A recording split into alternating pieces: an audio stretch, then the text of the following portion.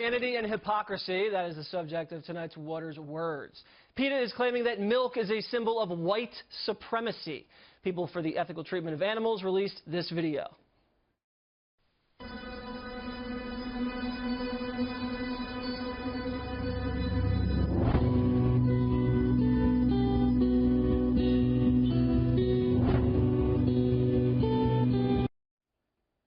What about chocolate milk? Was that for Black Panthers? PETA, there's no use crying over spilled milk. Up next on the insanity front, Lindsay Lohan made a career out of showing her skin, provocative behavior, and general debauchery.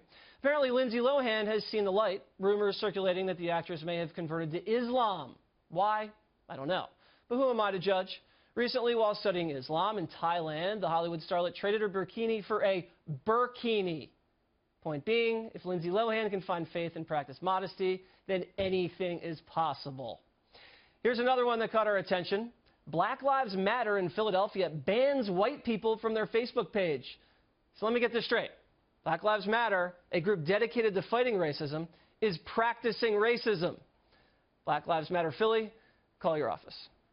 Speaking of Black Lives Matter, a student was applying to Stanford, excellent school, and on the essay portion of his application wrote, Black Lives Matter 100 times in a row. And guess what? Stanford accepted him. Here's an example of someone that did it right. Afema Whitethorpe was just accepted into all 8 Ivy League schools. She wrote her essay the right way. She just wrote Water's World 100 times. Just kidding. Congratulations.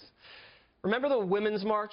Gals marching all over the country to protest Donald Trump's inauguration? Those silly pink resistance hats that we're wearing, shaped like a woman's anatomy?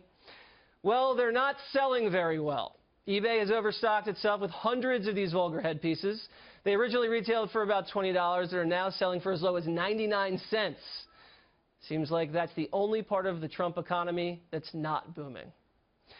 First Lady Melania Trump just posed for her official White House portrait, looking very beautiful, if I don't say so myself. But of course, liberals found reasons to bash her.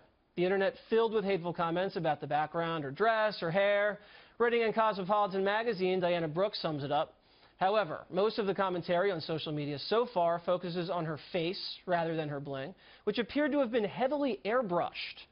This is soft lighting like only the classiest 90s mall glamour shot photo studio could offer. For Cosmopolitan magazine to complain about airbrushing is like Playboy complaining about too much skin. Cosmo traffics at more airbrushing than almost every other magazine out there.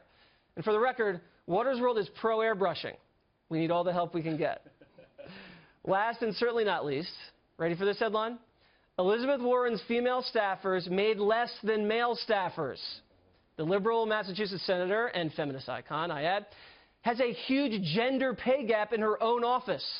It's actually 10% wider than the national average. Women working for Warren were paid just 71 cents for every dollar paid to men last year, according to the Washington Free Beacon.